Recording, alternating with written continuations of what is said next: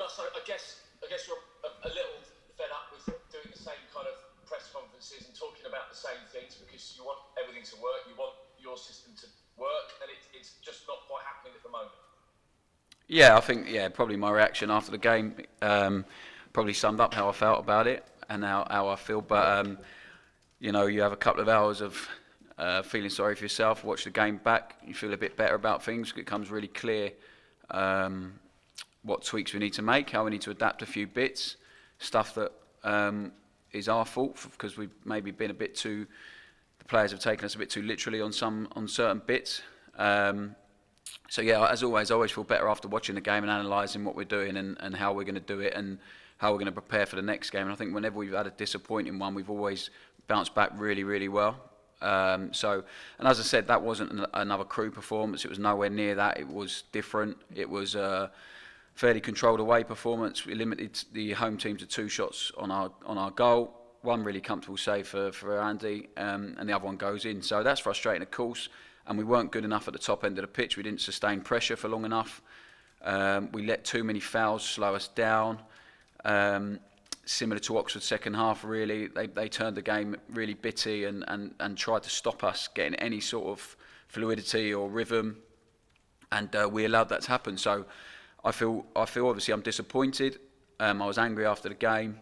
Of course, there's bits I'm still angry with now, but I feel in a really good place to assess what went on, what's going on, what we need to change. And I'm excited about a big week. 2 home games. We've been really good at home.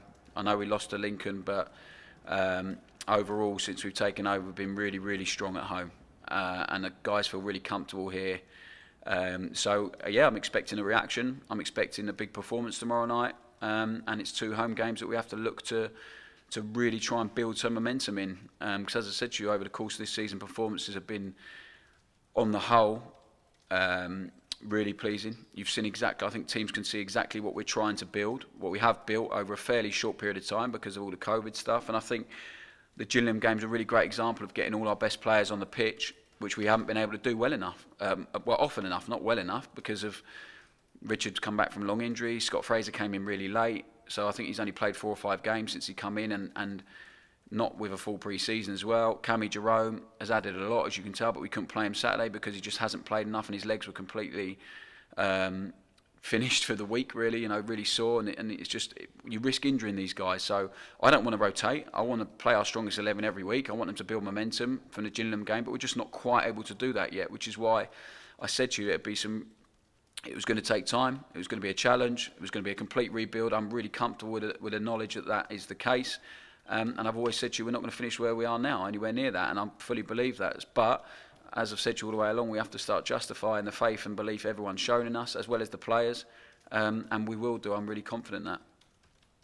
Can I address something, frankly, that the fans say? It's about this plan B. They say that obviously, if you watch MK Dons play, some of the football I've seen so far has just been brilliant. I mean, it's been scintillating. The movement, the passing has been a league above, may I say. But fans accuse the side of not having a plan B. What would you say to that? What would you say if a team can kind of nullify what you're trying to do, Russell? Do you have a plan B? Is there a way of playing a different way to kind of get past the team? Yeah, it's interesting, isn't it? Because I don't know what a plan B. I think the typical English plan B is to boot it as far forward as possible to a big man and cross your fingers and hope. We aren't going to do that at any point. I'd stand there feeling really uneasy and anxious watching my team if we played that way. This is not a vanity project. It's not arrogance. It's a way that I fully believe in. The players are fully committed to, and let's get it right. On the whole, we've dominated most teams in terms of chances, shots. There's been 2 games I think we haven't done that. We need to be more ruthless in front of goal. We need to defend our box a bit better. And then no one's talking about a plan B. I completely get it. And as I said, there's a couple of tweaks within a game. There's a couple of things we can do with the formation that we're working on, but we need time. It's really difficult. We don't feel like we've had enough time to work on our plan A yet, really, with the players that should be playing and taking, playing out that plan if you want. So, of course, we're working on things all the time, Luke, but it does take time. And I'm not at any point do I want to put anything that we do in jeopardy by crossing our fingers and hoping for the best. I don't believe in it. I'd feel sick watching it. There was times last year where we got sucked into doing that a little bit. And I said to the players at the time, there was the last half hour of the Sunderland game, there was Southend away, where I might as well go inside and sit in the dressing room and wait to see how we got on, because it's not the team we're building, it's not what we do, it's not what we work on. This group of players, unbelievable. What we work on, they do. They show confidence, they show courage. We come away from a game on Saturday with another manager saying, we had to work so hard to stop you, you're the best team we played against. It just takes so much courage to play that way, total respect for it. But I know we have to make it work, of course. Otherwise, pressure comes at some point. So, huge amount of pride in what we do, how we do it. Of course, we need to tweak things, and I understand that, and we need to adapt things, and we're working on it. And I'm sure you'll see that over the next few games. We'll be able to tweak in game. But it also comes down to the personnel we have available. And we haven't had everyone fully fit, our best 11 on the pitch for long enough. So once that's the case, I'm pretty sure we'll kick on. The wins will come. And I'm sure then you'll probably find a few more tweaks in what we do and how we do it. And I guess the perverse thing in a way is that being, sticking to that ethos, sticking to that style, that it's great to watch. I've got to be honest with you. You're almost, if you can achieve it in League One, you're almost preparing yourself better to play football in the Championship. I mean, that's the long term aim, because the way that you're playing is almost better suited to go and play in the division above. Yeah, possibly. I think not focusing on that. I think what I've said to you all the way along is I was asked to bring an identity to the football club. I feel we've got a seriously strong one. I feel it's one that teams are working really hard to stop now, which makes it much harder for us. And we have to live up to the billing, which at the minute we're failing to do. But I do believe it's the most sustainable way to play. I believe it's the way that we're going to improve our players.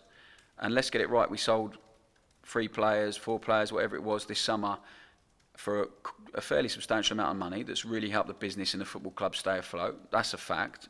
And we wouldn't have done that if we weren't playing the way we played last year. And the players that left, they won't mind me saying it, because I've got a huge amount of respect and a great relationship with all of them, but they weren't worth anywhere near what they got paid for them in the end before that. So I said to you, it's a complete rebuild in terms of culture, the team. It takes the 2 transfer windows we've had have been completely unique and not normal, which have made things a lot harder with the a heavily reduced budget because of what's gone on. I accept that. That's all stuff, and that's none of that is an excuse. I'm just painting a picture for why we are doing it in a certain way and why we're sticking with it. And it's not me being stubborn. I accept we have to tweak things. There's no doubt about it. But I still firmly believe in what we're doing, the players we've got, and when we get everyone fit, ready, firing, and we do make a couple of tweaks and changes, and the players will see it, and it will become really clear to them what can help them, especially away from home. We'll be fine. Wigan haven't had a great October either. They're finding life in the division difficult as well. So I mean, it's 2 teams coming up against each other. Looking for those 3 points, looking for a win. Yeah, I think every game's really big. I think it's really early. I think we're playing against another team that will hit their stride at some point with some really good players for the level. And they're finding a new way under a new manager. So I think there's a lot of teams in a similar situation to us. Blackpool were the same. Their manager spoke about how desperately they needed a win, so they changed things, from how they have been doing it on Saturday a little bit. And theirs have been I think they're probably one of the only teams that have changed more personnel than we have. So it is tough for everyone at the minute. Everyone's adapting differently, but they're a good team that pose a real threat. We have to make sure we nullify that and turn the game into one that we want to play and make sure, and we've done that on the whole at home. So we have to be much more aggressive in the final third. We have to be much more aggressive in the way we defend and protect our goal. And if we do that, I'm confident we can be a match for anyone. Just finally for me, any knocks, any problems? How's the squad looking? Yeah, we've got a few. So we just have to manage that today and assess that today, and we'll see where they are and see how they come through today and tomorrow. But yeah, at the minute we've got a few, which is to be. Well, you have to accept that with the amount of games and the fixture schedule as it is, and where some of our players are at in their season in terms of their training. So, but what we've got is players really ready and chomping at the bit to come in and prove that they're worth a place in the team. And they have a real chance. If a few of them come in tomorrow, they've got a real chance to take the shirt. And if they don't, and we manage to get the players out another game, then they might get a chance Saturday because they come thick and fast. But trusting everyone. that we've got, believe in everyone we've got. So if there are a couple of knocks that can't quite make it tomorrow, then whoever is on that pitch is ready to play and ready to perform. Thanks, Ross. No problems. David Kasumu suspended for the game tomorrow night. Now I see he's picked up 7 bookings in 10 games. That's a pretty it's a high turnaround, isn't it, of bookings? But with Jordan Houghton playing a similar sort of position to David this season, he's picked up 5 bookings in 9 games. Is it becoming more of a physical role that you're asking them to play in there, or is it just luck of the draw that they've managed to pick up this many bookings? No, I think it's a symptom of what we're asking them to do. It's a massive role in the team. I don't think it's an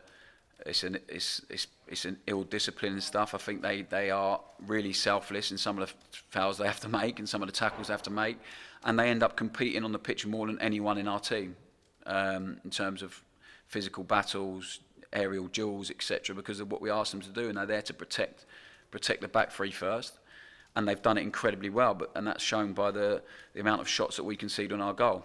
Yeah, I know we've conceded more goals than we want to, and it's too many, but in terms of what we've asked them to do and how they have to go about it, they've been fantastic.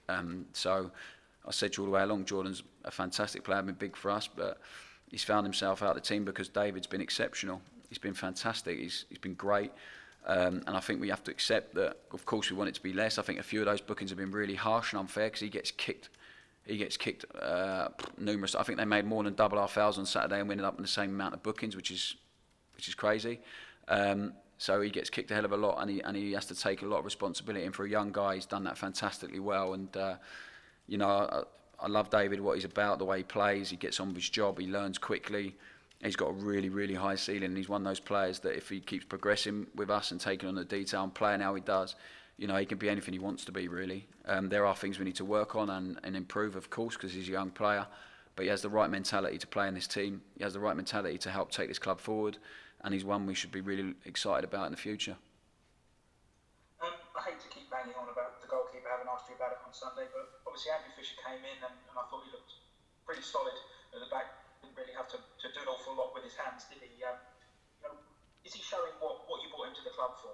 Yeah, I think so. I think he's a really calm personality, really level-headed guy, really good with the ball at his feet, really good goalie, really athletic. There's a reason Dean's nudged me for the last 6 months to try and sign him, and it just transpired that we were only able to do it on the last day, which isn't ideal because of his parent club and them signing other players, etc. But I'm really pleased to have him in. I think we've got real strength and depth in the goalkeeping area now, and I think fortunately for the goalies, they at this minute in time they really don't have a huge amounts to do. I don't think we've ever in any game really. So when they are called upon, we need them to be really engaged, really present, and make sure they do their job for the team. And Fish, I thought, gave a real calmness to the guys. And I think he'll get better and better. And he's he's a long-term signing for this club, really, at his age, and to give competition to Lee. So I think it's a really good signing, and it'll be fantastic for us. And it's up to Lee and Laurie now to make sure they're really pushing him hard. And when they get their chance, they're ready to take it. And when we saw Lee Nichols drop last time a few years ago in League Two, it struck me more as a punishment for him. Are you looking at this as Andrew Fisher now taking over as your number one, or is this going to be a case of he's in there for a few games and then you maybe go back to Lee in a few games' time? Well, no, I just think, me and Lee had an honest chat a couple of weeks ago about where he's at the minute, what's my feelings on it, and I expect a lot from him, I know that, so it's quite tough on Lee at times, but I think Andrew coming in now, it's up to him to make sure he I've got no long-term plans in terms of him playing 3 or 4 games and then Lee coming back in. I think it's a position, and with a back three as well, back four with a midfielder, etc., that is consistent. Some consistency is important. But it's up to Fish now to make sure he's the one that stays in there. And, if he produces, he has a real chance to do that. If he produces performances like he did on Saturday. And if he doesn't, then obviously, Lee needs to make sure he's in the best shape he can be in, mentally and physically. And he's pushing every day in training and showing how hungry he is to get back in the side. And if he gets a chance again, he'll need to take it. So I think that's how it works in every high-performing environment, every top team in the country, that you have guys who are playing, but they know the minute their levels drop or performances, not quite there, that someone is there ready to take the play. And I think it brought the best out in Lee last time. There's no doubt about it. I thought when he came back from that break in the side, he was outstanding. So if he has the chance again at some point soon, he'll have to come back in the same manner and make sure he's ready to go. From Fisher making his debut on Saturday, you've got a guy who's about to make his 800th appearance on potentially tomorrow. How big has Dean Lewington been for you since you took over and this season as well? Yeah, on and off the pitch, he's 800 games is in any level, any standard, whatever, it's just incredible, really. And he plays those amount of games, and he continues to play at a level where he's just, exactly what you're going to get week in, week out. He's a real leader, so much experience. He's a fantastic. I don't think he gets the credit that he deserves for how good a footballer he is.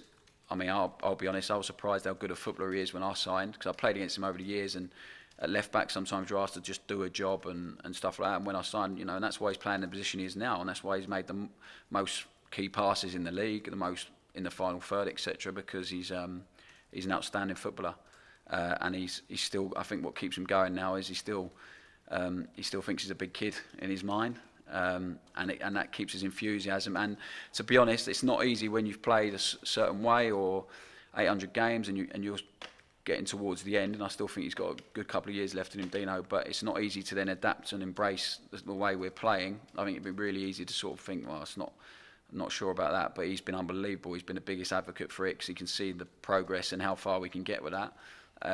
And that's why I end up praising him most games after the game. I don't want to embarrass him, but it's because he does his job. He does exactly what's asked of him, and that's all you can ask as a manager, really. And in terms of just talking to and any issues, he's fantastic as a captain with the communication for me as a manager. And I'm pleased I don't have to room with him anymore. But I'm pleased he's on my team. The FA Cup draw is tonight as well. Is it still a competition that still has the magic for you? Yeah, I love it. I think it's brilliant. One of my best friends two best friends play for a Conference South team, Eastbourne Borough, and the delight on them yesterday when I see them, because they got through to the first round proper. They're desperate to draw MK Dons. So just to see how much it means to people still, especially teams at a lower level. You get a huge opportunity if you progress in it to play against some top teams. It's just it's a brilliant competition. I think. Anyone that comes over to England, foreign players, from my experience when playing with them and stuff, they see it as a massive competition, and they're excited to play, and so they can tell people they've actually played in the FA Cup, whatever round it's been. So, yeah, for me it's great. I think it's changed, obviously, with kick-off times of the final and all that stuff, and television, all that. But it's a brilliant competition, and it's one we want to do well in. So, yeah, we'll look at the draw with interest tonight. Does that mean you'd be fancying Eastbourne yourself then? Well, Eastbourne away would be nice, fairly local for me. So, yeah.